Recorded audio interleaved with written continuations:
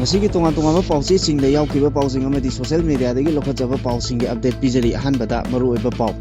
Johannesburg nomai kapsilak pagi thogdok da mioi mapol sire tara hena sokle ti tourist sangja rakhre G Priyanka da amukasu PWG na aroiba warning torli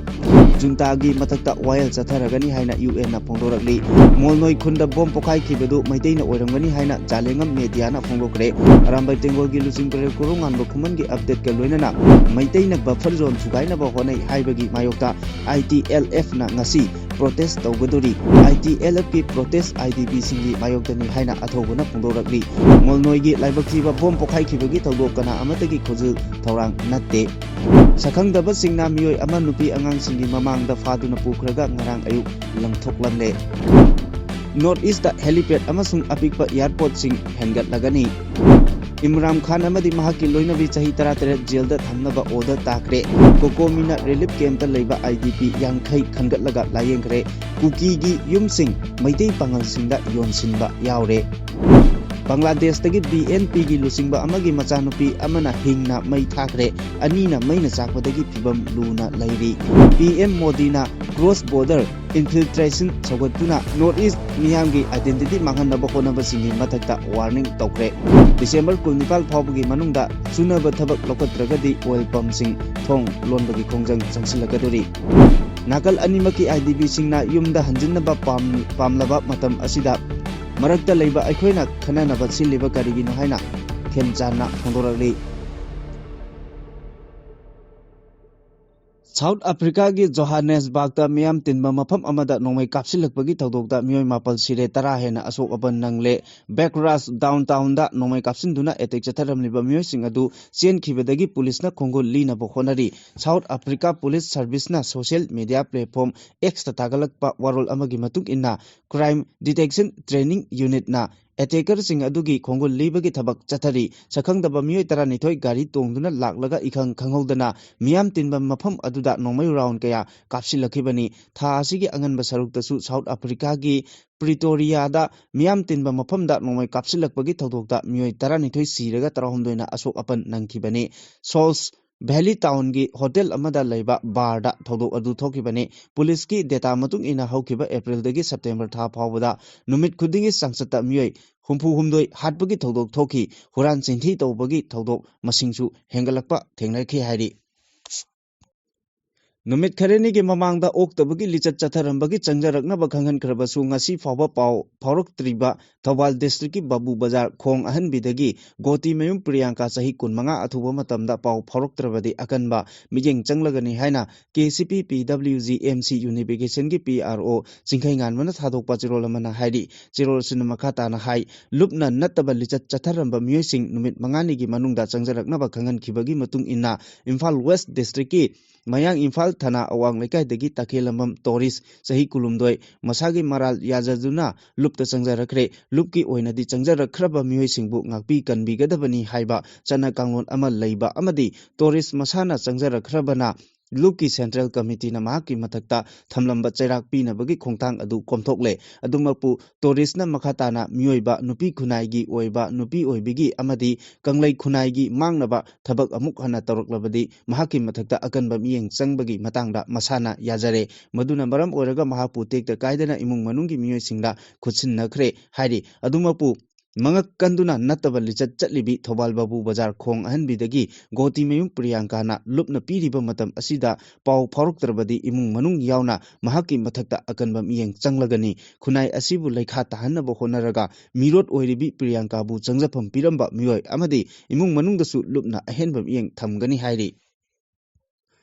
United Nations ki International Court ki Justice na Myanmar ki junta lenga ki matakta oil chathaba hauragani hairi United Nations ki makok thongba court ama oriba International Court of Justice ICJ na Rohingya community singbu paktak rana mihat chathai haina Myanmar junta lengakta maral siraduna mathang thadagi oil chathaba haugani haina court asina phongdokhibani report asigi matung inna South Africa na Gaza da Israel na miot minai chathaki haina thagalakiba case amasu oil chathana case amasu thangalakhi Africa gi Muslim leibak ama oina leiriba Zambia na Myanmar gi mayokta case ama thangalakpaga loinana mathang sahi gi January 12 dagi 15 fauba chayol ama chathaba haugadoribani hari Islamic Cooperation Organization gi mayokta chagotladuna Zombiana kumjali singani taramapalda Muslim Rohingya singda Myanmar lengakta paktaknana genocide chathaki haibagi maralda ICJ da case ama thagalakibani adum oinamak Zambia gi charge asi Myanmar nadi yumpham yaudaba aranba pauni haina phongdoraklibani UN gi ICJ na thamlakpa statement amada mathang chahi gi January da chathagadoriba hearing adu mitna uhoba singna thamlakpa warol sing amadi expert singna phongdorakpa warol sing adu kupna nainaraba matungda chathagadabani hairi Yamna laibak tiba tawdok amada kuki gi molnoi khulda bom ama pokhaibagi tawdokta angang ani soklaga amanas aruba pibamda laikiba punna angang ahum sokibagi tawdok adubu kuki gi jalengam media koba page amana maiteina tawba oiramgani haina aranba paw sandokpagi pawsing social media da viral oirakli Arambai Tengol gi Luchingpurel korongan ba khumana mahaki Facebook account da asumna update piri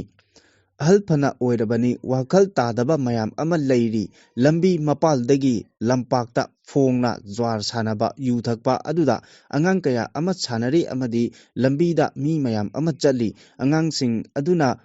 uraga kari afaba oini khara masi marumda tawradi fayaina sumna phongdokli Maitei singna yamna toina buffer zone thugaina ba honariba thong asi Indigenous Tribal Leaders Forum ITLF na akanba mongda kandem tawi haina lup asina thadokpa cherol amana hairi cherol asina makhatana maitei amasung kuki animakna buffer zone sing asi mapung phana ikai khumnagadabani loinana buffer zone asibu thugaina ba yamna toina honabagi thong asi leiriba irang asi amuk hanna chauthok hannabagi damakta honabani haina lawi sakhangdaba miscreant singna buffer zone gi wangmada bomb plan tawbagi thong asina miyamda aki tujungba phawhalle amasung Christmas season asigi manungda peaceful atmosphere da chauna apanba pire Christmas festival asi kuki jo miyamgi oinadi khwaidigi chawba amasung senglaba festival amani maram aduna hariba festival sing asi yenglaga kuki jo community singi section khudingmaki ahalsing nupi youth civil society organization church leaders singna punna amata oina Chanti oiba mongda ngasi ayo pung 12 taba matamda Churachandpur district ki Torbungda sit-in protest chathanaba appeal tawri hariba protest asigi damak mipung khudingmakna laknaba appeal tawrapaga loinana protest asigumba kihan khanganba thongsing asigi mayokta amadi kuki jo singi safety amasung peace yauna buffer zone ikai khumnagadabani haiba demand sing asida chathagadabani hairi Indigenous Tribal Leaders Forum ITLF na ngasi Torbungda tawgaduriba protest asi Manipur gi IDP singi mayoktani IDP sing yumda hanjilhalu haribasi phuruk khara khaki nate laiminariba khudingmakini haina kokomi gi convener khuraijam athobana phongdorali Chief Secretary unaruraba matungda paw tamladuna mahakna haiki state asida buffer zone thamliba natraga thamde haibagi matangda administration gi maikeidigi official oina aiba chirol piduna miyamda mayek sengna khangalu haina taksil Lambagal loinana lengakna IDP singi mayumda hanjilhangani haina thakiba matamgi manungda yumda hanjilhandragadi miyamgi achouba ihou lakani hawjik lamda masida oiriba phibam asigi matangda IDP singi miyutsing yauna kokomi gi team ama chief secretary ga unaduna ngarang numidang waram unakhibani unaba aduda kokomi gi maikeidigi tongan tongan ba point taruk yawba demand sing thabakta onthoknaba taksillamkhi hairi Kuki gi molnoi khulda bom pokhaiduna angang ahum sokibagi tawdokta kuki gi jalengam media koba page amana maiteina tawba oiramgani haina lana paw sandorakhibagi mayokta molnoi gi laibak thiba bom pokhai kibagi tawdok adu kana amatagi khujil thorang natte haina molnoi khulgi khunja singna phongdorakli Tengnopal district ki molnoi khulda ngarang bom pokhaiduna angang ahum sokhiba tawdok adu laibak thibadagi thokpani kana amatagi khujil thorangna natte haina molnoi area welfare council na phongdorakli molnoi area welfare council na thadorakpa chirol amada ngarangi bom pokhairakpagi laibak thiba tawdok aduda soktuna laikanariba angang ahum ngamgai mang haukif sahi taret hemgosai baiti sahi tara amasung damgosai baiti sahi manga Makoi ahumak molnoi khuldagini tawdok adugi matangda ahanba thigatpagi finding matung ina tawdok adu asengba incident amani thawong adu atamnana thoganbani haibagi amadi chingnaningai oiba mawong amata phangde kumjali singani kulhumdoi gi September 9 da molnoi khulda thokiba ethnic violence aduda Valley West insurgent group singdagi ꯇꯥꯍꯧꯕ ꯑꯣꯏꯒꯅꯤ bomb ꯑꯗꯨ ꯑꯉꯥꯡꯁꯤꯡ ꯑꯗꯨꯅ ꯈꯪꯗꯕꯗꯒꯤ ꯅꯨꯡꯅ ꯊꯥꯗꯨꯅ ꯁꯥꯟꯅꯔꯨꯕꯗꯒꯤ ꯄꯣꯈꯥꯏꯔꯛꯈꯤꯕꯅꯤ ꯍꯥꯏꯔꯤ ꯑꯃꯔꯣꯝꯗ 16 ꯁꯨꯕ ꯑꯁꯥꯝ ꯔꯥꯏꯐꯜꯁꯀꯤ ꯀꯥꯡꯕꯨꯅ ꯈꯨꯗꯛꯇ ꯆꯪꯁꯤꯜꯂꯛꯇꯨꯅ ꯁꯣꯛꯂꯕ ꯑꯉꯥꯡꯁꯤꯡ ꯑꯗꯨꯕꯨ ꯐꯥꯔꯁ ꯑꯦꯗ ꯄꯤꯗꯨꯅ ꯈꯨꯗꯣꯡꯊꯤꯕꯗꯒꯤ ꯀꯟꯈꯤꯕ ꯑꯃꯗꯤ ꯁꯤꯆꯨꯋꯦꯁꯟ ꯑꯗꯨꯕꯨ ꯅꯤꯡꯊꯤꯅ ꯀꯟꯇ꯭ꯔꯣꯜ ꯇꯧꯈꯤꯕ ꯑꯗꯨꯕꯨ ꯀꯥꯎꯟꯁꯤꯜ ꯑꯁꯤꯒꯤ ꯃꯥꯏꯀꯩꯗꯒꯤ ꯊꯃꯣꯏ ꯁꯦꯡꯅ ꯊꯥꯒꯠꯄ ꯐꯣꯡꯗꯣꯔꯛꯂꯤ ꯂꯣꯏꯅꯅ ꯏꯊꯤꯅꯤꯛ ꯚꯥꯏꯑꯣꯂꯦꯟꯁ ꯊꯣꯛꯈꯤꯕ ꯃꯐꯝꯁꯤꯡꯗ ꯑꯗꯨꯒꯨꯝꯕ ꯇꯥꯍꯧꯕ ꯕꯣꯝ ꯀꯌꯥ ꯂꯩꯔꯝꯕ ꯌꯥꯕꯒꯤ ꯑꯣꯏꯊꯣꯛꯄ ꯂꯩꯕꯅ ꯃꯤꯆꯝ ꯃꯤꯌꯥꯝ ꯃꯤꯄꯥꯏꯕ ꯄꯣꯛꯂꯤꯕ ꯃꯔꯨꯑꯣꯏꯅ ꯑꯉꯥꯡꯁꯤꯡꯗ ꯃꯈꯥ ꯇꯥꯅ ꯑꯁꯣꯛ ꯑꯄꯟ ꯊꯣꯛꯀꯗ꯭ꯔꯥ ꯍꯥꯏꯕꯒꯤ ꯑꯀꯤꯕ ꯂꯩꯔꯦ ꯃꯔꯝ ꯑꯁꯤꯅ ꯃꯔꯤ ꯂꯩꯅꯕꯁꯤꯡꯅ ꯁꯤꯁꯇꯦꯃꯦꯇꯤꯛ ꯑꯣꯏꯕ ꯃꯑꯣꯡꯗ ꯑꯥꯏꯗꯦꯟꯇꯤꯐꯤꯀꯦꯁꯟ ꯇꯧꯕ ꯀ꯭ꯂꯤꯌꯔꯦꯟꯁ ꯇꯧꯕ ꯑꯃꯗꯤ ꯑꯇꯩ ꯁꯦꯐꯇꯤꯒꯤ ꯊꯧꯔꯥꯡꯁꯤꯡ ꯂꯧꯈꯠꯄꯤꯌꯨ ꯍꯥꯏꯅꯁꯨ ꯃꯣꯜꯅꯣꯏ ꯋꯦꯜꯐꯤꯌꯔ ꯀꯥꯎꯟꯁꯤꯜꯅ ꯃꯔꯤ ꯂꯩꯅꯕꯁꯤꯡꯒꯤ ꯄꯨꯛꯅꯤꯡ ꯆꯤꯡꯁꯤꯜꯂꯛꯂꯤ ꯁꯛꯈꯪꯗꯕꯁꯤꯡꯅ ꯉꯔꯥꯡ ꯅꯨꯃꯤꯗꯥꯡ ꯄꯨꯡ 7:30 ꯇꯥꯕ ꯃꯇꯝꯗ ꯃꯤꯑꯣꯏ ꯑꯃ ꯃꯍꯥꯛꯀꯤ ꯃꯌꯨꯝ ꯍꯜꯂꯛꯄꯒꯤ ꯂꯝꯕꯤꯗ ꯅꯨꯄꯤ ꯑꯉꯥꯡꯁꯤꯡꯒꯤ ꯃꯃꯥꯡꯗ ꯐꯥꯗꯨꯅ ꯄꯨꯈ꯭ꯔꯒ ꯉꯁꯤ ꯑꯌꯨꯛ ꯋꯥꯡꯕꯜꯒꯤ ꯀꯦꯅꯦꯜ ꯃꯄꯥꯜ ꯑꯃꯗ ꯃꯈꯣꯡ ꯃꯈꯨꯠ ꯃꯃꯥꯏ ꯃꯃꯤꯠ ꯄꯨꯟꯁꯤꯟꯗꯨꯅ ꯍꯤꯡꯅ ꯂꯪꯊꯣꯛꯂꯝꯂꯦ ꯑꯗꯨꯃꯛꯄꯨ ꯃꯤꯑꯣꯏ ꯑꯗꯨ ꯑꯁꯣꯛ ꯑꯄꯟꯗꯤ ꯌꯥꯎꯍꯧꯗ꯭ꯔꯦ ꯍꯥꯏꯔꯤ ꯁꯛꯈꯪꯗꯕꯁꯤꯡꯅ ꯐꯥꯔꯨꯔꯕ ꯃꯤꯑꯣꯏ ꯑꯗꯨꯗꯤ ꯌꯥꯔꯤꯄꯣꯛ ꯇꯣꯞ ꯆꯤꯡꯊꯥꯗꯒꯤ ꯈꯣꯏꯔꯣꯝ ꯀꯦꯅꯦꯗꯤ ꯆꯍꯤ 36 ꯑꯄꯣꯛꯄ ꯒꯣꯄꯦꯟ ꯀꯧꯏ ꯍꯥꯏꯔꯤ ꯊꯧꯗꯣꯛ ꯑꯁꯤꯕꯨ ꯌꯥꯅꯤꯡꯗꯕ ꯐꯣꯡꯗꯣꯛꯇꯨꯅ ꯌꯥꯔꯤꯄꯣꯛ ꯇꯣꯞ ꯆꯤꯡꯊꯥꯗ ꯃꯤꯌꯥꯝꯒꯤ ꯋꯥꯀꯠ ꯃꯤꯐꯝ ꯐꯝꯈ꯭ꯔꯦ ꯊꯧꯗꯣꯛ ꯑꯁꯤꯒꯤ ꯃꯇꯥꯡꯗ ꯀꯦꯅꯦꯗꯤꯅ ꯍꯥꯏ ꯃꯍꯥꯛ ꯉꯔꯥꯡ ꯅꯨꯃꯤꯗꯥꯡ ꯄꯨꯡ 7:30 ꯇꯥꯕ ꯃꯇꯝꯗ ꯃꯍꯥꯛꯀꯤ ꯃꯆꯥ 4 ꯑꯃꯗꯤ ꯃꯍꯥꯛꯀꯤ ꯅꯨꯄꯤꯒ ꯄꯨꯟꯅ ꯒꯥꯔꯤ ꯑꯃꯗ ꯂꯥꯡꯒꯣꯜꯗꯒꯤ ꯍꯜꯂꯛꯄꯒꯤ ꯂꯝꯕꯤꯗ ꯂꯪꯗꯨꯝ ꯂꯝꯈꯥꯏ ꯃꯄꯥꯗ ꯈꯨꯠꯂꯥꯏ ꯃꯇꯤꯛ ꯆꯥꯅ ꯄꯥꯏꯕ ꯁꯛꯈꯪꯗꯕꯁꯤꯡꯅ ꯇꯣꯡꯂꯛꯄ ꯁꯤꯚꯤꯜ ꯒꯥꯔꯤ ꯑꯅꯤꯅ ꯃꯍꯥꯛꯀꯤ ꯒꯥꯔꯤ ꯑꯗꯨꯒꯤ ꯃꯅꯤꯡ ꯃꯃꯥꯡꯗ ꯊꯠꯆꯤꯟꯗꯨꯅ ꯊꯝꯂꯕ ꯃꯇꯨꯡꯗ ꯅꯨꯄꯤ ꯑꯉꯥꯡꯁꯤꯡꯒꯤ ꯃꯃꯥꯡꯗ ꯃꯍꯥꯛꯄꯨ ꯒꯟ ꯄꯣꯏꯟꯇ ꯀꯤꯗꯅꯦꯞ ꯇꯧꯈꯤ ꯂꯣꯏꯅꯅ ꯃꯍꯥꯛꯀꯤ ꯅꯨꯄꯤ ꯑꯉꯥꯡꯁꯤꯡꯕꯨꯅ ꯁꯛꯈꯪꯗꯕꯁꯤꯡ ꯑꯗꯨꯅ ꯌꯥꯔꯤꯄꯣꯛ ꯑꯪꯊꯥꯒꯤ ꯊꯝꯕꯥꯜꯅꯨ ꯃꯥꯔꯀꯦꯠ ꯐꯥꯎꯕ ꯊꯧꯗꯨꯅ ꯊꯤꯜꯂꯝꯂꯒ ꯃꯐꯝ ꯑꯗꯨꯗꯒꯤ ꯍꯨꯟꯗꯣꯛꯂꯝꯈꯤꯕꯅꯤ ꯁꯛꯈꯪꯗꯕꯁꯤꯡ ꯑꯗꯨꯒꯤ ꯃꯅꯨꯡꯗ ꯅꯟ ꯃꯅꯤꯄꯨꯔꯤꯁꯤꯡꯁꯨ ꯌꯥꯎꯏ ꯈꯨꯗꯛꯇ ꯏꯃꯨꯡ ꯃꯅꯨꯡꯒꯤ ꯃꯥꯏꯀꯩꯗꯒꯤ ꯑꯟꯗ꯭ꯔꯣ ꯄꯤ.ꯑꯦꯁꯇ ꯔꯤꯄꯣꯔꯠ ꯑꯃ ꯊꯥꯒꯠꯂꯕ ꯃꯇꯨꯡ ꯑꯟꯗ꯭ꯔꯣꯒꯤ ꯄꯤ.ꯑꯦꯁꯀꯤ ꯑꯣ.ꯁꯤ ꯏꯟꯆꯥꯔꯖꯅꯁꯨ ꯏꯝꯐꯥꯜ ꯏꯁꯀꯤ ꯁꯤ.ꯗꯤ.ꯑꯣ ꯑꯃꯗꯤ ꯌꯥꯔꯤꯄꯣꯛ ꯑꯦꯔꯤꯌꯥꯗ ꯂꯩꯕ ꯁꯦꯟꯇ꯭ꯔꯦꯜ ꯐꯣꯔꯁꯦꯁꯁꯤꯡꯗ ꯄꯥꯎ ꯂꯧꯕꯗ ꯃꯤꯐꯥ ꯃꯤꯄꯨꯜ ꯂꯩꯇꯦ ꯍꯥꯏꯔꯛꯈꯤ ꯇꯨꯡꯗ ꯉꯁꯤ ꯑꯌꯨꯛ ꯋꯥꯡꯕꯜꯒꯤ ꯀꯦꯅꯦꯜ ꯃꯄꯥꯜ ꯑꯃꯗ ꯈꯣꯡ ꯈꯨꯠ ꯄꯨꯜꯂꯒ ꯍꯨꯟꯗꯣꯛꯂꯝꯕꯅꯤ ꯍꯥꯏꯔꯤ ꯃꯅꯤꯄꯨꯔ ꯌꯥꯎꯅ ꯑꯋꯥꯡ ꯅꯣꯡꯄꯣꯛ ꯏꯟꯗꯤꯌꯥꯒꯤ ꯁ꯭ꯇꯦꯠꯁꯤꯡꯗ ꯂꯝꯕꯤ ꯊꯣꯡ ꯁꯦꯝꯕꯒꯤ ꯈꯨꯗꯣꯡꯆꯥꯗꯕ ꯀꯌꯥ ꯃꯥꯌꯣꯛꯅꯔꯤꯕ ꯑꯁꯤ ꯌꯦꯡꯂꯒ ꯈꯨꯟꯖꯥꯁꯤꯡꯒꯤ ꯌꯥꯏꯐꯅꯕꯒꯤꯗꯃꯛ ꯁꯦꯟꯇ꯭ꯔꯦꯜ ꯒꯚꯔꯟꯃꯦꯟꯠꯅ ꯎꯗꯥꯟ ꯁ꯭ꯀꯤꯝ ꯑꯁꯤ ꯁꯦꯝꯗꯣꯛꯇꯨꯅ ꯑꯊꯥꯞꯄ ꯆꯤꯡꯒꯤ ꯈꯨꯜꯁꯤꯡ ꯑꯃꯗꯤ ꯇꯥꯎꯟꯁꯤꯡ ꯂꯥꯏꯅ ꯁꯝꯅꯍꯟꯕ ꯌꯥꯅꯕꯒꯤꯗꯃꯛ ꯍꯦꯂꯤꯄꯦꯗꯀꯤ ꯃꯁꯤꯡ ꯍꯦꯟꯒꯠꯍꯟꯕ ꯑꯃꯗꯤ ꯑꯄꯤꯛꯄ ꯏꯌꯥꯔꯄꯣꯔꯠꯁꯤꯡ ꯑꯊꯨꯕ ꯃꯇꯝꯗ ꯁꯦꯝꯒꯠꯄ ꯍꯧꯔꯒꯅꯤ ꯍꯥꯏꯅ ꯃꯤꯅꯤꯁꯇ꯭ꯔꯤ ꯑꯣꯐ ꯁꯤꯚꯤꯜ ꯑꯦꯚꯤꯌꯦꯁꯟꯅ ꯂꯥꯎꯊꯣꯛꯈ꯭ꯔꯦ ꯃꯤꯅꯤꯁꯇ꯭ꯔꯤ ꯑꯁꯤꯅ ꯅꯧꯅ ꯂꯥꯎꯊꯣꯛꯈꯤꯕ ꯁꯦꯝꯗꯣꯛꯂꯕ ꯎꯗꯥꯟ ꯁ꯭ꯀꯤꯝꯒꯤ ꯃꯈꯥꯗ ꯁꯦꯟꯇ꯭ꯔꯦꯜ ꯒꯚꯔꯟꯃꯦꯟꯠꯅ ꯑꯋꯥꯡ ꯅꯣꯡꯄꯣꯛ ꯏꯟꯗꯤꯌꯥꯒꯤ ꯁ꯭ꯇꯦꯠꯁꯤꯡꯗ ꯑꯅꯧꯕ ꯏꯌꯥꯔ ꯀꯅꯦꯛꯇꯤꯚꯤꯇꯤꯒꯤ ꯂꯝꯊꯨꯡꯐꯝ 110 ꯄꯥꯏꯈꯠꯂꯒꯅꯤ ꯊꯧꯔꯥꯡ ꯑꯁꯤꯅ ꯔꯤꯖꯟ ꯑꯁꯤꯗ ꯂꯩꯕ ꯄꯦꯁꯦꯟꯖꯔ ꯀ꯭ꯔꯣꯔ 4 ꯍꯦꯟꯕ ꯂꯥꯛꯀꯗꯧꯔꯤꯕ ꯆꯍꯤ 10 ꯑꯁꯤꯗ ꯍꯦꯂꯤꯀꯣꯞꯇꯔ ꯑꯃꯗꯤ ꯑꯄꯤꯛꯄ ꯐ꯭ꯂꯥꯏꯠꯁꯤꯡ ꯇꯣꯡꯕꯒꯤ ꯈꯨꯗꯣꯡꯆꯥꯕ ꯄꯤꯍꯜꯂꯒꯅꯤ ꯍꯥꯏꯔꯤ ꯃꯤꯅꯤꯁꯇ꯭ꯔꯤ ꯑꯁꯤꯅ ꯃꯈꯥ ꯇꯥꯅ ꯍꯥꯏ ꯊꯧꯔꯥꯡ ꯑꯁꯤ ꯄꯥꯏꯈꯠꯅꯕꯒꯤꯗꯃꯛ ꯁ꯭ꯇꯦꯠꯀꯤ ꯑꯣꯏꯅ ꯖꯤꯑꯣꯒ꯭ꯔꯥꯐꯤꯀꯦꯜ ꯂꯣꯀꯦꯁꯟ ꯌꯦꯡꯗꯨꯅ ꯐꯦꯃꯨꯂꯦꯁꯟ ꯇꯧꯕ ꯍꯧꯔꯦ ꯁ꯭ꯀꯤꯝ ꯑꯁꯤꯒꯤ ꯃꯇꯥꯡꯗ minister of state for civil aviation Murlidhar ꯃꯣꯍꯜꯅ ꯍꯧꯈꯤꯕ ꯁꯒꯣꯜꯁꯦꯟ ꯅꯨꯃꯤꯠꯇ ꯔꯥꯖ꯭ꯌ ꯁꯚꯥꯗ ꯎꯗꯥꯟ ꯁ꯭ꯀꯤꯝ ꯑꯁꯤ ꯁꯦꯝꯗꯣꯛꯂꯦ ꯍꯥꯏꯅ ꯐꯣꯡꯗꯣꯛꯈꯤꯕꯒ ꯂꯣꯏꯅꯅ ꯑꯅꯧꯕ ꯁ꯭ꯀꯤꯝ ꯑꯁꯤꯕꯨ ꯑꯋꯥꯡ ꯅꯣꯡꯄꯣꯛ ꯁ꯭ꯇꯦꯠꯁꯤꯡꯗ ꯄꯥꯏꯈꯠꯅꯕꯒꯤꯗꯃꯛ ꯇꯣꯉꯥꯟ ꯇꯣꯉꯥꯟꯕ ꯐꯥꯔꯝꯁꯤꯡꯒꯤ ꯕꯤꯗꯤꯡ ꯇꯧꯕ ꯍꯧꯈ꯭ꯔꯦ ꯂꯣꯏꯅꯅ ꯃꯤꯅꯤꯁꯇ꯭ꯔꯤ ꯑꯁꯤꯅ ꯁ꯭ꯇꯦꯠꯁꯤꯡꯗ ꯅꯧꯅ ꯁꯦꯝꯒꯗꯧꯔꯤꯕ ꯍꯦꯂꯤꯄꯦꯗꯁꯤꯡꯁꯨ ꯃꯁꯛ ꯈꯪꯗꯣꯛꯂꯦ ꯑꯅꯧꯕ ꯁ꯭ꯀꯤꯝ ꯑꯁꯤꯒꯤ ꯃꯈꯥꯗ ꯄꯨꯟꯅ RCS ꯍꯦꯂꯤꯀꯣꯞꯇꯔꯒꯤ ꯂꯝꯕꯤ 40 ꯆꯠꯅꯕ ꯌꯥꯅꯕ ꯁꯦꯝꯈ꯭ꯔꯦ ꯃꯁꯤꯅ ꯍꯦꯂꯤꯀꯣꯞꯇꯔꯅ ꯁ꯭ꯇꯦꯠꯁꯤꯡꯗ ꯂꯩꯔꯤꯕ ꯏꯌꯥꯔꯄꯣꯔꯠꯁꯤꯡ ꯐꯥꯎꯕ ꯂꯥꯏꯅ ꯁꯝꯅꯍꯜꯂꯒꯅꯤ ꯍꯥꯏꯔꯤꯕ RCS ꯍꯦꯂꯤꯀꯣꯞꯇꯔ ꯔꯨꯠ 2 ꯃꯅꯤꯄꯨꯔꯒꯤ ꯑꯣꯏꯅ ꯅꯧꯅ ꯁꯦꯝꯈ꯭ꯔꯕꯅꯤ ꯍꯥꯏꯔꯤ ꯄꯥꯀꯤꯁꯇꯥꯟꯒꯤ ꯍꯥꯟꯅꯒꯤ ꯄ꯭ꯔꯥꯏꯝ ꯃꯤꯅꯤꯁꯇꯔ ꯏꯝꯔꯥꯟ ꯈꯥꯟ ꯑꯃꯗꯤ ꯃꯍꯥꯛꯀꯤ ꯅꯨꯄꯤ ꯕꯁ꯭ꯔꯥ ꯕꯤꯕꯤ ꯁꯦꯀꯦꯟ ꯀꯦꯁ ꯍꯥꯏꯔꯒꯁꯨ ꯈꯪꯅꯕ ꯁ꯭ꯇꯦꯠ ꯒꯤꯐꯠ ꯀꯦꯁꯀ ꯃꯔꯤ ꯂꯩꯅꯅ ꯇꯥꯈꯤꯕ ꯋꯥꯌꯦꯜ ꯑꯃꯗ ꯀꯣꯔꯠꯅ ꯆꯍꯤ 18 ꯖꯦꯜ ꯊꯝꯅꯕ ꯔꯥꯏ ꯇꯥꯈ꯭ꯔꯦ ꯔꯥꯋꯜꯄꯤꯟꯗꯤꯒꯤ ꯑꯥꯏꯗꯤꯌꯥꯖꯥꯂꯥ ꯖꯦꯜꯗ ꯊꯝꯂꯛꯈꯤꯕ ꯂꯩꯕꯥꯛ ꯑꯗꯨꯒꯤ ꯍꯥꯟꯅꯒꯤ ꯄ꯭ꯔꯥꯏꯝ ꯃꯤꯅꯤꯁꯇꯔ ꯏꯝꯔꯥꯟ ꯈꯥꯟ ꯑꯃꯁꯨꯡ ꯃꯍꯥꯛꯀꯤ ꯂꯣꯏꯅꯕꯤ ꯕꯁ꯭ꯔꯥ ꯕꯤꯕꯤ ꯄꯥꯀꯤꯁꯇꯥꯟꯒꯤ ꯀꯣꯔꯠ ꯑꯃꯅ ꯆꯍꯤ 18 ꯖꯦꯜꯗ ꯊꯝꯅꯕ ꯋꯥꯌꯦꯜ ꯑꯗꯨ ꯄꯤꯈꯤꯕꯅꯤ ꯁ꯭ꯄꯤꯁꯤꯌꯦꯜ ꯖꯖ ꯁꯦꯟꯇ꯭ꯔꯦꯜ ꯁꯔꯨ ꯑꯖꯨꯃꯥꯟꯅ ꯀꯦꯁ ꯑꯁꯤꯒ ꯃꯔꯤ ꯂꯩꯅꯅ ꯄꯤꯈꯤꯕ ꯋꯥꯌꯦꯜ ꯑꯃꯗ ꯏꯝꯔꯥꯟ ꯈꯥꯟ ꯑꯃꯗꯤ ꯕꯁ꯭ꯔꯥ ꯕꯤꯕꯤꯅ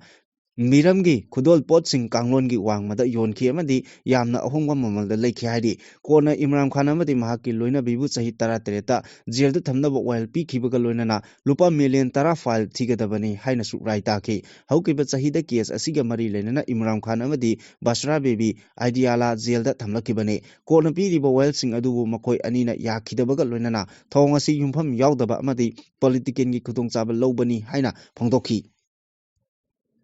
Little Clinic Nagaram Sinduna Nomagi Oiva Free Health Camp Ama Pangtoki Bagal Loinana Tongan Relief Camp that Laying Bangamdana Lerakiba Ka Hena Haksangi Pibum Soklaba IDP Yankei Kokomina Kangat Laga Lemna Laying Kre Loinana Hospital Gi Maki de Gisu IDP Patient Sing Aduda Blanket Yantokre Pangtokiba Lemna Laying Baki Camp Aduga Mari Lenana Little Clinic Manager Thongnawjam Sirini Bhasna Haikibada Ningthamtha Sangsilak Bagal Loinana Lamdam Asigi Hojik Oiriba Sel Thungi Pibam Pataba Asida Ana Layengda Miyamda Kudongzaba Ama Pinabagidamak Ngasigi Free Health Camp Asi Pangthokpani Camp Asida Punna Miyoy Sahum Tara Lakpagi Manungda Kokomina Tharakpa IDP Yankaisu Masigi Kudongzaba Piki Loinana IDP Patient Sing Adu Lemna Investigation Tobagi Kudongzaba Yauna Lemna Hidak Langtak Singsu Piki Adubu General Miyamgi Oinadi Investigation da Discount Pibaga Loinana Lemna Hidak Langtak Piri Haiki Kokomigi Kanbena Khuraijam Athobana Matam Kuina Layengba Ngamdana Amadi Sel Thungi Kudongchadabana Maram Oiraga Tonganba Relief Camp Singda Lairiba IDP Singdagi Khangattuna Layengnaba Haijabada Little Clinic na Yabiduna Lemna Layengbagi Kudongchaba Piriba Asigumna Atopa Hospital Singdasu Tobirabadi IDP Singna Tengnariba Awa Anagi Layeng Kudongchadaba Asida Mateng Oigani Haiki Amaromda Manipur Tholiba Iranga Sina Lanjena Duna Tongan Mamapam Singda Hangliba Relief Camp Singda Lairiba IDP Singbu Makoigi Yum Singda PR Lengak Asina Chaliba December Tha Asigi Manungda Manipurda Hanjin Hangadabani Haina Lauthokiba Adu Thabak Oina Onthokpiyu Haina Kokomina Sinduna Lamboi Khonang Khongda Chathariba Sit-in Protest IDP and The Peoples of Manipur Wakat Mifam Asiga Ngasiga Thana Numit Kunmathoini Sujinkre Loinana Chathakiba Wakat Mifam Aduda Khwaramban Ima Kaithel Potpham Phambi Ima Amadi Moregi IDP Singsu Saruk Yari Ngasigi Wakat Mifam Aduga Mari Lenana More Maitei Council Ki Hanagi President Phulindrona Haikibada Tholiba Irang Asida Maitei Singbu More Churachandpur amasung Singda Leiba Yadanaba Tonganba Lalong Kaya Chatharakliba Asida Manipur Lengaki amasung Bharat Lengangna Tasin Usinadana Leithokli Imphal area da Leiba Kuki Gi Yum Sing Maitei Pangal Isin Inaw Singda Yonchinba Yaure Yoliba Mafam Sing Adu Dak Number ga Sel Ditta Iriba Dak Number ga Chanadaba Tehsil Chanadaba Kaya Yaure Masina Leiba Yonbagi Ayaba Piba Asina Kuki Singna Tampakta Laktanaba Thorang Togduna Makoina Apamba Makoigi Tonganba Lam Ama Sembada Thawai Yaurokli Maram Aduna Aikoigi Maitei Singna Moreda Khundaba Haibasi Awaba Mayokna Gadori Maram Aduna Hauzik Paliba PR Lengak Amasung Miyamna Songthokpiduna Aikoibu Moreda Hanjin Hanbada Mateng Pangbiu Nongpok Maikaigi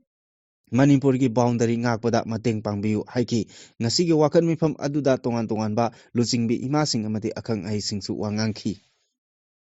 Bangladesh ki Mikhal Naksilakpaga Loinana Rajniti ki Tang Tadaba Pibam Ama Mayoknaba Haure Hingsa ki Thodok Kaya Paksanna Tholakpaga Loinana Bangladesh Lakshmipur Sardar Uttar Jilla da Leiba BNP ki Lusingba Amagi Yum Ngasi Ayu Anganbada Lamen Tuhenba Miyoi Kharana Pung Amarom Tabada Mai Thakre Mahaki Sahi Taret Khakta Ngairibi Machanupi Buna Yumgi Thong Lonsillaga Hingna Mai Thakre Sahi Taramari Khakta Ngairiba Samia Akhtar amasung Sahi Tarataruk Khakta Ngairiba Salma Akhtar Kauba Machanupi Anisu Maina Chakbadagi Aruba Pibamda Sokle Thodok Adu Ngarang Ahing Nongyai Matung Pung Ama Taba Matamda Thokibani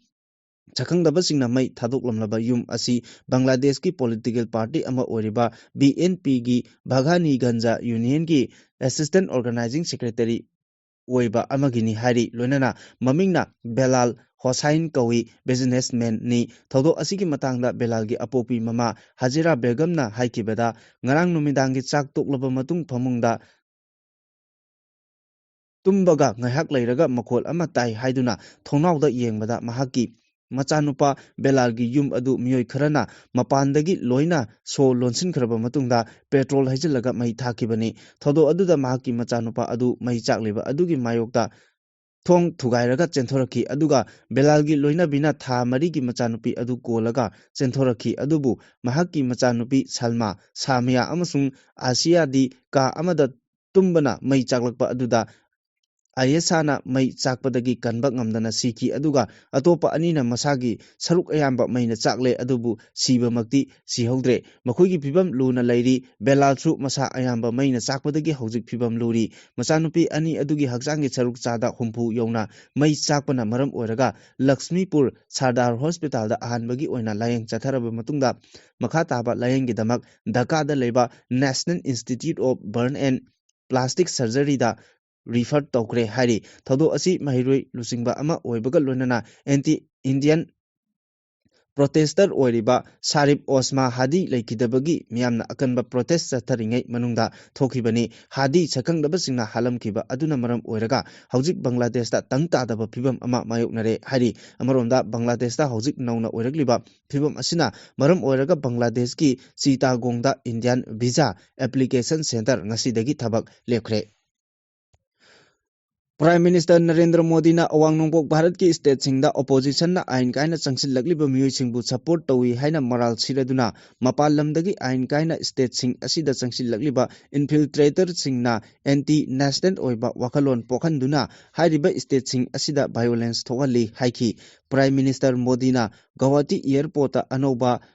terminal building ama changabagi thoramda miyamgi mifamda wa ngangladuna hai opposition India Airlines na phong na singna international agenda sing sijinari Supreme Court phawbana su makoigi tongan ba judgment singda India da lairiba infiltrator sing lokthoknaba honari PM na makha taraduna hai opposition party singna India da mapal lamdagi changsilaktuna kundariba singidamak ukil phawban nektuna courta infiltrator sing asibu lebak asida settle tohonaba honari Prime Minister Modi gi wafam asi ikuidana Bangladesh ki yamna maming chatlaba miyamgi lusingba kharana awang nongpok ki India state sing asi India dagi tokai tahalagani haina laukhiba wafam sing aduga mari leinaba awang nongpok ki state singda cross border infiltration chatharakliba asida opposition na phongna sawatbagi mami tari haina phungdokhi Modi na Election Commission of India na chathariba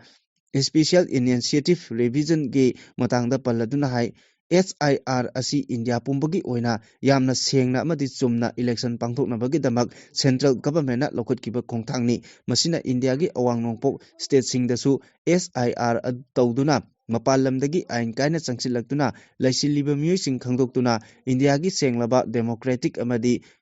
adult franchise sumna pangthokpa ngamnabagi khongthang amani maram asina government na paikalugliba thorang asida international oiba wakalon sagatuna mamangda tawkhibagum violence amasung tangdu leitha handana thogalakpagi thabaktasu akanba warning tawkhi December 22 kunipal phawbagi manungda mari leinaba authority na matik chaba thorang lokhatrabadi petrol pump sing thonglo lagani haina Manipur Petroleum Dealers Fraternity na phongdorakli hiramasiga mari leinana thadokpa chirolama hai petrol pump singda senkai thungkai ga mari leinana bom thamjinduna aki tujungba pokhanbagi matangda December 10 da Manipur gi governor da memorandum ama pisinduna matik chaba thorang lokhotpina ba haijaki laibak thibadi hojik phawba state authority gi maikeidegi hiramasiga mari leinana matik Taurang amata local lakpa laitri nakal amaromda puba thangba ngamloidaba mawongda senkhai thungkai chatharakpana petrol pump sing hangliba singi punsi khudong thiningai orakli phibam asida kupna khanaraba tungda Manipur Petroleum Dealers Fraternity na state asigi tongan mafam singda hangliba petrol pump pumnamak matam chupagi oina thong lonaba phirep lorapani petrol pump hangliba singna lengaki authorized agent oina miyamda petroleum product sing phanganbagi khudong chaba loduna amadi miyamda khudong chaba piduna lakpani haina sirol aduna makhatari lengakna lepa mamalda petrol amadi diesel yonbani petrol pump singna apamba mongda mamal hongdok hongjin tawba ngamde masigi su matakta value added tax oina petrol liter amada lupa 18.53 amasung diesel liter amada lupa 10.13 lengaki damak lauri senfam asi chang naina state ki sengkauda changhali bani hojik petrol pump dealer singna makoin makhatana miyamda thau phanganaba honabada ka hena kudong chadaba mayoknare haiduna palladuna chirol asina hai nakal amaromda lona yadaba mawongda senkhai thungkhai gi thabak chatharagli atopa nakal amaromda na lona yadaba kangbuda selpi haibagi damak authority singna somon tawrakpaga loinana National Security Act पानबगी फिबमदा लैरे ओइरकलिबा फिबम असिदा तंगाई फदना petrol pump सिंग थोंग लोनबा नतना अतोपा पांबै लैत्रे डीलर सिंगना हौजिक सीबा अमसुंग हिंगबगी लंगदाइदा लेपलगा मथौ तौरी तंगाई फदना पंप थोंग लोलिङै मतमदा थेंनगदबा खुदुंग चादबसिंग अदुगिदमक नुंगाइतबदी पोई अदुम ओइनमक लेबाक मियामना डीलर सिंगी अवाबा खंबिदुना हिरम असिदा mateꯡ पांबियु हाइना अपील तौरकली स्टेट असिदा हौजिक थोलिबा कांगलुकी इरांग असिना मरम ओइरगा मयुम मकै थादोक्तुना relief camp सिंगदा चंगजफम लौदुना लैनरिबा cookie अमसुंग Meitei कांगलुकी अनिमकी IDP सिंग मखोय मसा मसागी युमदा लोइना हंजिनबा पामले अदुबु इरांग असिदा चैथेंग फंगदबा मरकता लैरिबा अखोइना मखा ताना खननबा सिलिबा करिगिनो हाइना सिंगजमै केंद्रगी एमएलए वाइखेम चानना इम्फालगी नॉर्थ एओसी दा लैबा होटल क्लासिक ग्रांडेदा all India federation of master printers new Delhi अमसुंग all Manipur printing technology association अनिना पुंदना सिनबा पांगथोखिबा रोसिंग प्रिंस role of printing in modern education and रोड प्रेमेक्स लिसिंगनी कुंतरुकी नेशनल सेमिनार हौदोपगी थौरंगा मरी लेनना फोंदोखिबनी एमएलए ना मखाताना हाइबदा हंदक महांगना कामजोंग डिस्ट्रिक्ट चटपगी लंबीदा लितालदा लेबा कुकी आईडीपी सिंगा उनखिबा अदुदा रिलीफ कैंप अदुदा लेहौरिबा आईडीपी सिंगना मखोय अथुबा मतमदा मयुमदा हंजिनबा पामी अथुबदा मयुमदा हंजिनबा होनबदा mateꯡ पांबियु हाइना हाइरखिबा लै मसिगा चप मानना तोंगान तोंगानबा रिलीफ कैंपता लैरिबा मैतिगी आईडीपी सिंगसु मखोय मसागी युमदा लोइना हंजिनबा पामले अदुबु अथुबा मतमदा मखोय युमदा हंजिनहनबियु हाइना खोंजंग चंगसिली रिलीफ कैंपता लैरिबा आईडीपी खुदिंगमक मयुमदा हंजिनबा पामलबसु रिलीफ कैंपता लैतबा मरकता लैबा खरना इरांग सागनबा होनदुना लैरिबा असि अंगकपा फावी मरकता लैरिबा अखोइना मखाताना खनहनबा सिलिबा करिगिनो हाइना हंगलदुना मणिपुर सेमबदा फुरुप कांगलुप कयाना पुल्लगा सेमखिबनी हाइबसी कावरक्तबा फै अखोइ अमना अमबु कैदौङैदा थादोकनबा यारोइदबा अमनी हाइना फोंदोखि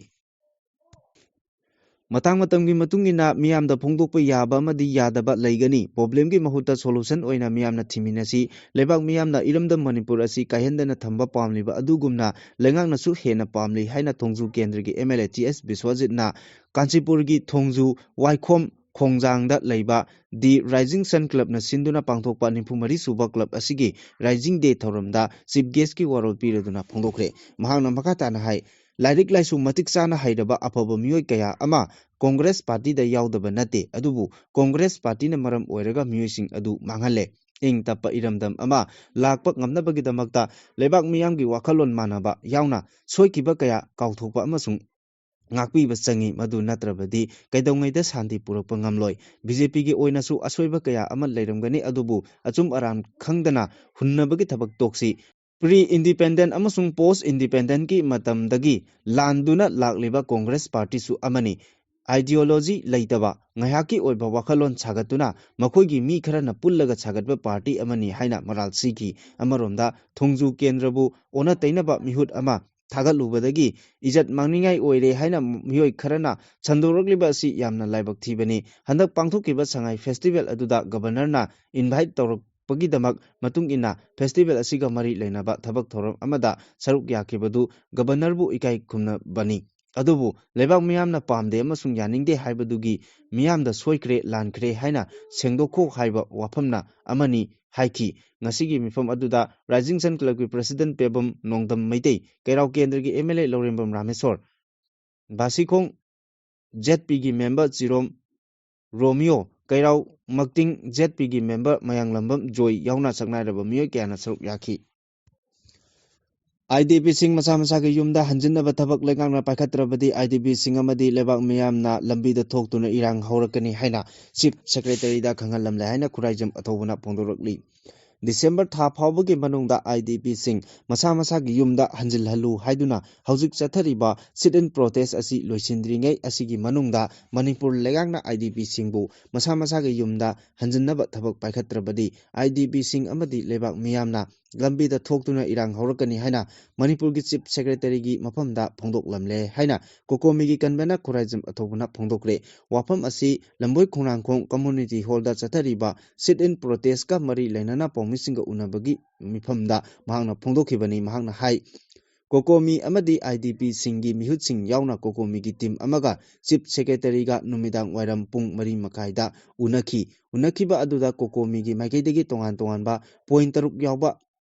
डिमांड सिंग ꯊꯕꯛꯇ ꯑꯣꯟꯊꯣꯛꯅꯕ ꯇꯛꯁꯤꯜꯂꯝꯈꯤ꯫ ꯍꯧꯖꯤꯛ ꯑꯣꯏꯔꯤꯕ IDPꯁꯤꯡꯒꯤ ꯏꯁꯨꯁꯤꯡꯒꯤ ꯃꯇꯥꯡꯗ ꯒꯚꯔꯟꯃꯦꯟꯠꯀꯤ ꯃꯥꯏꯀꯩꯗꯒꯤ ꯑꯦꯗꯃꯤꯅꯤꯁꯇ꯭ꯔꯦꯇꯤꯚ ꯏꯟꯇꯔꯚꯦꯟꯁꯟ ꯑꯃ ꯄꯤꯅꯕ ꯃꯔꯨꯑꯣꯏꯅ ꯍꯟꯗꯛ IDPꯁꯤꯡꯅ ꯃꯁꯥ ꯃꯁꯥꯒꯤ ꯌꯨꯝꯗ ꯍꯟꯖꯤꯟꯕꯒꯤ ꯃꯇꯥꯡꯗ ꯇꯣꯔꯕꯨꯡꯗ ꯀꯨꯀꯤ ꯅꯥꯔꯀꯣ ꯇꯦꯔꯣꯔꯤꯁꯠꯁꯤꯡꯅ ꯇꯧꯔꯛꯈꯤꯕ ꯊꯧꯑꯣꯡꯁꯤꯡ ꯑꯗꯨꯒꯤ ꯃꯇꯥꯡꯗ ꯋꯥꯐꯝ ꯀꯌꯥꯁꯨ ꯊꯝꯂꯝꯈꯤ ꯍꯥꯏꯈꯤ꯫ ꯎꯅꯕ ꯑꯗꯨꯗ ꯊꯥ ꯑꯁꯤꯒꯤ 16ꯇ ꯀꯨꯀꯤ ꯈꯨꯠꯂꯥꯏ ꯄꯥꯏꯕꯁꯤꯡꯅ ꯇꯣꯔꯕꯨꯡꯗ ꯆꯠꯊꯈꯤꯕ ꯑꯦꯇꯦꯛ ꯑꯗꯨꯒꯤ ꯃꯇꯥꯡꯗ ꯀꯨꯞꯅ ꯌꯦꯡꯁꯤꯟꯅꯕ ꯇꯛꯁꯤꯜꯂꯝꯕꯒ ꯂꯣꯏꯅꯅ ꯊꯧꯗꯣꯛ ꯑꯗꯨꯒꯤ ꯃꯇꯥꯡꯗ ꯀꯨꯀꯤ ꯖꯣꯕ ꯀꯥꯎꯟꯁꯤꯜꯅ ꯑꯔꯥꯟꯕ ꯋꯥꯐꯝ ꯀꯌꯥ ꯐꯣꯡꯗꯣꯛꯈꯤꯕ ꯋꯥꯔꯣꯜ ꯑꯗꯨꯒꯤ ꯃꯇꯥꯡꯗ ꯑꯦꯛꯁꯟ ꯂꯧꯈꯠꯅꯕꯁꯨ ꯈꯪꯍꯜꯂꯝꯈꯤ ꯍꯥꯏꯔꯤ꯫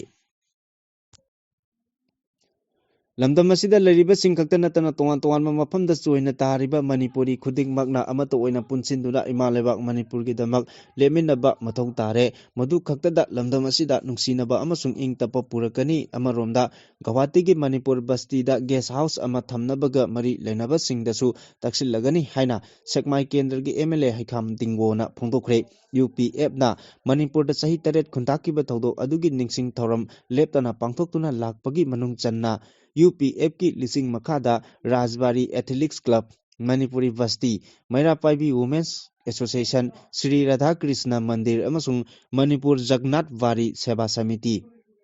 ꯒꯧꯍꯥꯇꯤꯒ ꯄꯨꯟꯅ ꯈꯨꯠꯁꯝꯅꯗꯨꯅ ꯃꯅꯤꯄꯨꯔꯒꯤ ꯅꯤꯡꯈꯥ ꯇꯝꯈꯤꯕꯗ ꯑꯆꯧꯕ ꯁꯤꯝꯕꯣꯜ ꯑꯣꯏꯅ ꯈꯪꯅꯈꯤꯕ ꯕꯤꯔ ꯇꯤꯀꯦꯟꯗ꯭ꯔꯖꯤꯠꯀꯤ ꯃꯥꯏꯈꯨꯝ ꯍꯥꯡꯗꯣꯛꯄꯒꯤ ꯊꯧꯔꯝ ꯑꯃꯗ ꯒꯧꯍꯥꯇꯤꯗ ꯂꯩꯕ ꯃꯅꯤꯄꯨꯔ ꯕꯁꯇꯤꯗ ꯄꯥꯡꯊꯣꯛꯈꯤꯕ ꯊꯧꯔꯝ ꯑꯗꯨꯒ ꯃꯔꯤ ꯂꯩꯅꯅ MLA ꯗꯤꯡꯒꯣꯅ ꯊꯧꯔꯝ ꯑꯗꯨꯒꯤ ꯆꯤꯐ ꯒꯦꯁꯠ ꯑꯣꯏꯅ ꯋꯥꯐꯝ ꯑꯁꯤ ꯐꯣꯡꯗꯣꯛꯂꯗꯨꯅ ꯃꯈꯥ ꯇꯥꯅ ꯍꯥꯏ꯫